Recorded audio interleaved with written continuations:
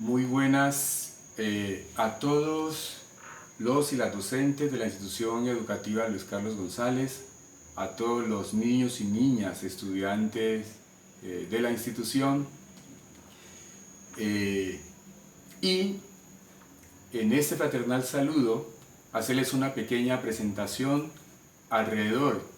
de los temas de la afrocolombianidad que me solicitó muy comedidamente la profesora Yanel Lerma para poner en escena a ustedes en torno a los avances de la Ley 70 de 1993.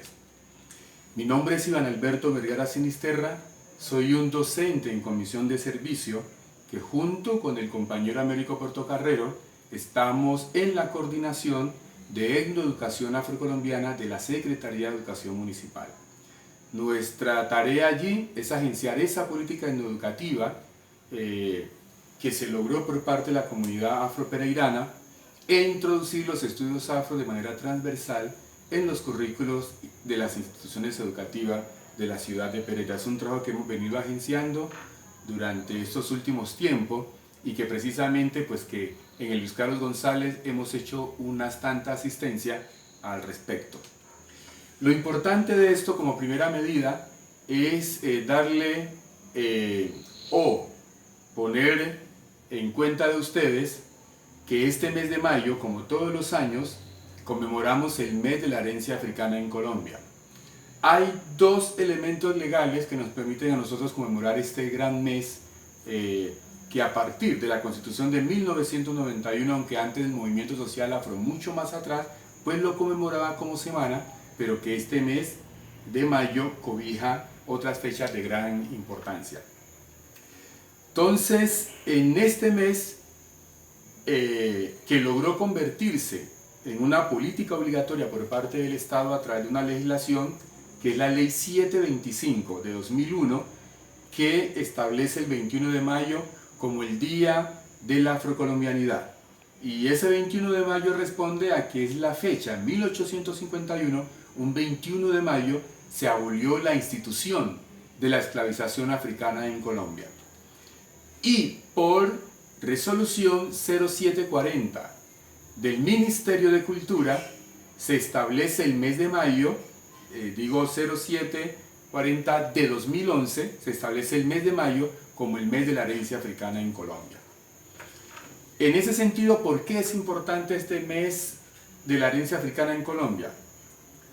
Primero, porque se expresa o queremos dar a conocer los enormes aportes que el pueblo afrodescendiente en Colombia le ha aportado desde el punto de vista económico, social, político, cultural, espiritual, científico, técnico, tecnológico, genético al desarrollo de esta nación. Y en ese sentido, como segundo elemento, también damos cuenta de la enorme lucha que el pueblo afrodescendiente en Colombia ha tenido que librar desde los albores de la colonia esclavista por conquistar su libertad en la era actual, en la lucha contra el racismo estructural, que desde ese pasado hasta hoy, con el racismo estructural, explican las condiciones de marginalidad, de pobreza y aún de maltrato racial que las élites dominantes han ejercido contra las poblaciones indígenas, afro en particular, al campesinado, sí, en sus propios territorios, pero muy en particular esa situación que vive el pueblo afro de la nación. Y esa lucha que hemos librado, pues recoge algunas fechas importantes del mes, como es el 1 de mayo, que conmemoramos el gran aporte del pueblo afroestadounidense en Chicago, en la lucha por los 3-8, las 8 horas de trabajo, las 8 horas de educación, las 8 horas de estudio, en la lucha contra el capital por conquistar condiciones de vida, es decir, eso que llaman la lucha en segunda generación de los derechos humanos, los derechos económicos y sociales. Y ahí participó el pueblo afroestadounidense en Chicago en esa lucha con los mártires de Chicago. Y el 1 de mayo también nos lleva a evidenciar la gran lucha que proporcionó Diego Luis Córdoba, el primer senador de la República, y el primero, oígase bien, el primer profesional afro que en 1940 se convirtió en abogado y en el primer parlamentario negro que agenció una gran lucha étnico-social al favor del pueblo afro de Colombia. Y el 2 de mayo, que conmemoramos la masacre de Bojayá, una fecha terrible que pone en evidencia la fragilidad de nuestros territorios por parte de los actores armados, de sectores terratenientes, latifundistas, del capital transnacional y de la gran presión del narcotráfico de este país. Y el 11 de mayo, que conmemoramos el aniversario de la muerte de Bob Marley. El 19 de mayo, el natalicio de un gran dirigente afroestadounidense, Malcolm X, y el 20 de mayo, el natalicio de Manuel Zapata Olivella, el más grande pensador afro y colombiano que ha tenido este país. Y el 25 de mayo, que es el Día de Solidaridad con el pueblo africano en su lucha contra el colonialismo europeo, y el 26 de mayo, que es el aniversario del gran paro cívico departamental del Chocó por buscar unas condiciones adecuadas de infraestructura urbana, de salud, de educación, entre otros que han sido negados por parte de estos gobiernos que han mantenido al margen a nuestro pueblo aplicando el racismo estructural. Bien, así les presento más o menos este fenómeno, pero también el tercer elemento es que el mes de mayo le queremos decir al pueblo colombiano que la cultura afro, los valores afro, ¿sí? La afrocolombianidad, el fundamento de esta nación, no solamente es nuestro, sino también que es del pueblo colombiano. Es decir, la afrocolombianidad es un patrimonio de toda esta nación. Y cuando lo decimos de manera genética y cultural es muy profundo esas relaciones imbrincadas que África le ha proporcionado al país y a toda la población de todos los colores. Bien, el otro punto, ya habiéndoles explicado el por qué la importancia de este mes de mayo, estamos planteándole lo que me dijo la compañera Yanel Lerma, de que les hablara de los avances de la Ley 70 de 1993.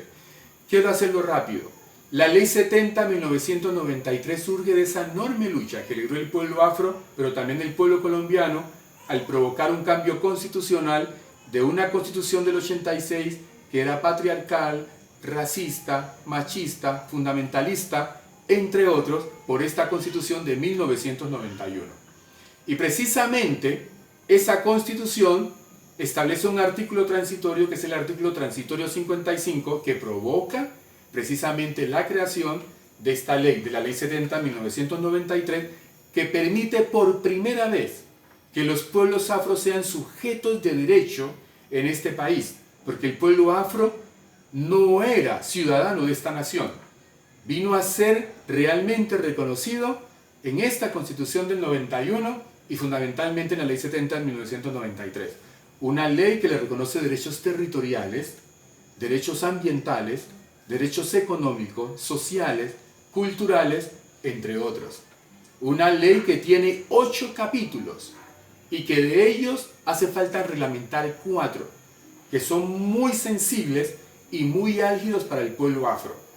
En lo que concierne al tema del territorio, en lo que concierne a todo el desarrollo territorial, ¿sí? En toda la infraestructura social que se requiere, pero también un elemento muy central que ha sido el tema de la explotación de los recursos naturales, especialmente los mineros, y que hay una profunda presión por parte de las oligarquías y por parte del capital transnacional por apoderarse de nuestros territorios y querer romper la consulta previa. Una consulta que está establecida en el convenio 169 de la Organización Internacional del Trabajo, que plantea que cualquier proyecto que los estados y el capital transnacional quiera hacer en nuestros territorios tiene que ser consultado con las comunidades afros e indígenas. Entonces, la Ley 70 nos muestra qué avances fundamentales relacionados en ello. Está el tema territorial. Esto permitió que la población afro en los territorios del Pacífico, del Caribe y de algunas partes del sur de la nación se pudieran titular colectivamente 6 millones de hectáreas de tierra. Por el otro lado, esta Ley 70 de 1993 también le proporcionó unos derechos ambientales a la población afro. Por esa razón, en esos territorios tienen que presentarse unos programas de desarrollo de esos territorios en un campo ambiental que le permita proteger los intereses de los recursos naturales, no solamente para el pueblo afro de Colombia, sino sustentable para todo el país. El Pacífico es sensible, el Caribe también y el sur, y en ese sentido esos recursos son de vital importancia defenderlos y mantenerlos dentro de los marcos del equilibrio ecológico que se requiere eso para asegurar precisamente la seguridad alimentaria, asegurar los recursos pesqueros y poder asegurar precisamente un equilibrio ambiental con el clima y no seguir acelerando el cambio climático, el calentamiento global. Y por el otro lado, asegurar la producción de lluvias, de ríos en todos los territorios, porque también se pone en peligro el agua que hoy en día las grandes potencias, por decir algo, tienen interés de ejercer el control precisamente en esas zonas acuíferas, y el Pacífico en particular tiene una riqueza hídrica muy profunda, entre otros elementos. ¿Qué otros avances ha tenido la Ley 70 de 1993? El avance de la consecución de la etnoeducación afrocolombiana, y eso es lo que nos tiene aquí. Hemos logrado que los estudios afro sean objeto de debate, los estudios afro sean objeto de discusión y de inclusión en la estructura curricular, ¿sí?, del sistema educativo en el país. También ha provocado concursos de etnoeducadores afrocolombianos con el decreto 3323 y el 140, donde todos los docentes, independientemente si son afros o no, puedan participar de estos concursos con el elemento central de poder agenciar los estudios afrocolombianos. Además, dentro de ese tema de etnoeducación, pues está ubicado en dos aspectos. El primer aspecto es la parte etnoeducativa, es decir, infraestructura, cobertura, atención alimentaria, de condiciones materiales, precisamente para poder tener las condiciones propias de la educación, es decir, una infraestructura educativa adecuada para los pueblos afros que han sido marginados y no tienen una infraestructura educativa en el campo. Y la otra parte, que son los estudios afro, la parte epistémica, la parte del saber que deben ser incorporados en las áreas obligatorias para dar cuenta de que los pueblos afros han aportado en ese campo, y también construir identidad de la nación colombiana y los referentes que le corresponden a nuestros niños y niñas afros cuando están incorporándose a la escuela en su formación de la básica y de la media. Otro de los avances que nos ha proporcionado la Ley 70 es la lucha contra el racismo, contra la discriminación racial. De ahí ha surgido la Ley 1482, precisamente para que, pues, no tiene dientes, aún todavía no ha sido tan muy efectivo para condenar cualquier agresión étnico-racial que sufran las personas afros por parte de los racistas, y que han venido planteando también políticas de odio raciales contra nuestros pueblos, que incluye a los pueblos indígenas, a la población LGTBI, a las mujeres y a grandes sectores que han sido víctimas de discriminación, y que esta ley, pues, permite ejercer ese tipo de presión. La misma ley nos permite, sí, y que ha habido un avance, no tan efectivo, pero sí ha habido un avance, de que en los planes de desarrollo territoriales a nivel nacional, departamental y municipal se incluyan los proyectos de desarrollo de los pueblos afro dentro del presupuesto, dentro de los grandes programas y proyectos de desarrollo de cualquier ente territorial allí donde se encuentren los pueblos afrocolombianos, como en el caso de Pereira, que en estos momentos nuestra política pública trata de ser parte del plan de desarrollo territorial de la ciudad de Pereira. Han sido elementos, pues, así en rasgos generales, sustanciales a favor de la población afro y que agencia la Ley 70 de 1993. ¿Cuáles han sido los grandes obstáculos? Los grandes obstáculos, primero, es que los funcionarios, los gobernantes, ¿sí?, ellos, los políticos, todavía no tienen en su cabeza el artículo 7, que plantea que el Estado protege la diversidad étnica y cultural de la nación. No tienen en la cabeza que tienen que desarrollar programas de desarrollo étnico diferencial o étnico-racial con enfoque diferencial que cumpla con las demandas y reclamos de desarrollo de las poblaciones afro. Entonces, los funcionarios todavía no tienen esa actitud consecuente. El otro elemento es que estos funcionarios y estos gobernantes no proporcionan los recursos necesarios para que se pueda agenciar esos desarrollos a favor de la población afro. Todavía siguen dando migajas o lo desconocen o no dan recursos específicos para esos procesos. Simplemente todavía parece que los políticos responden a sus jefes que le han financiado sus campañas y parece que desarrollan programas y proyectos para dar cuenta de los pagos de aquellos que han invertido en estas campañas y que son prácticas que definitivamente se tienen que cambiar. Hay que buscar la manera que el pueblo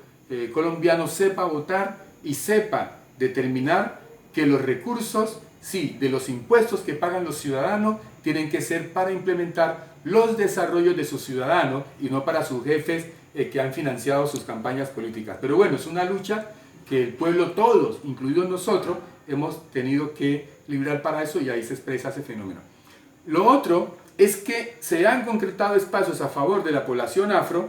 pero se están copando y se están llenando por parte de personas que no corresponden a los intereses de las comunidades. Están dando esos espacios, incluso contratos, nombramientos, entre otros, a personas ajenas a los intereses y anhelos sensibles de la población afro en las administraciones. Hay un gran problema en ese sentido, es decir, terminan cooptando politiqueramente otras personas y no de la misma comunidad para gerenciar esos procesos. Hay un gran problema en ese sentido. La Ley 70 también ha tenido grandes obstáculos, ¿sí?, a la hora de asegurar el territorio. Todavía hay una ley por allá de 1952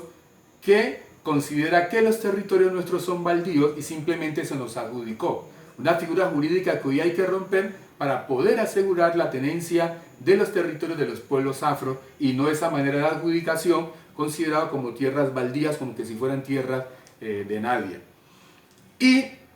la Ley 70, en últimas, sí ha tenido avance proporcionando 2 representantes a la Cámara. Por circunscripción especial para las poblaciones afro ha terminado también cooptado por los partidos tradicionales, los partidos dominantes, los partidos que utilizan personas afro con el mero color de la piel, pero no comprometido con el proyecto étnico-racial de los pueblos afro, han llegado allá y son agentes de los partidos políticos. Por ejemplo, si ustedes pueden darse cuenta, hoy uno de los representantes responde son a los intereses de Cambio Radical. En la otra curul de la Cámara de Producción Especial para la Comunidad Negra está en manos del Centro Democrático. Anteriormente estuvo en manos del Partido Liberal y del Partido Conservador. Es decir, el pueblo afro se ha visto expuesto a este tipo de acciones criminales, decirlo así, entre comillas, de criminal políticamente, de no dar la verdadera representación de los pueblos afros en ese sentido. Amén de que hay que generar un proceso de disputa, de participación política electoral, donde a veces los recursos económicos, que eso es lo que mueven esas elecciones políticas, no nos proporciona esa independencia para llegar a esos 2 espacios y ganar la representación real para el pueblo afro de Colombia. Entonces, más o menos, les puedo decir hasta ahí esos elementos para no alargar el fenómeno. La Ley 70 sí es un instrumento muy importante para nosotros, que ha tenido ciertos avances, pero también grandes obstáculos, ¿sí? Y cuando decimos que esos avances pues nos permite plantear que somos sujetos de derecho, y esta Ley 70, que es otro de los avances también, ha logrado permear todo el sistema legal en Colombia. Es decir, todo el tema del enfoque diferencial étnico-racial está incorporado en todas las leyes,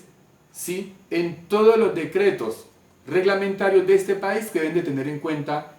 a las poblaciones afrocolombianas, incluyendo a las indígenas y a los vastos sectores que fueron excluidos y que la Ley 70 hoy da cuenta a que el Estado tenga que ponerse a disposición de sus propios desarrollos. Entonces ahí puedo pues concluir, digamos, más o menos redondeando esos avances que ha generado la Ley 70 de 1993. Pero sí, termino con lo más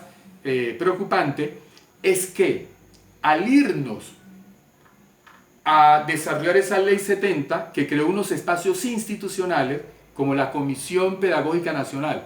o como la Comisión Consultiva de Alto Nivel, un espacio de concertación entre el Estado y las comunidades, terminó que nuestros cuadros, nuestros grandes líderes, terminaran en esos espacios de concertación. Muchos terminaron entregados a los intereses del gobierno, nos hicieron perder casi más de 20 años en discusiones que no concretaron derechos de las comunidades, y que también este mismo proceso, digamos que rompió los lazos de los líderes afro con las bases sociales, terminaron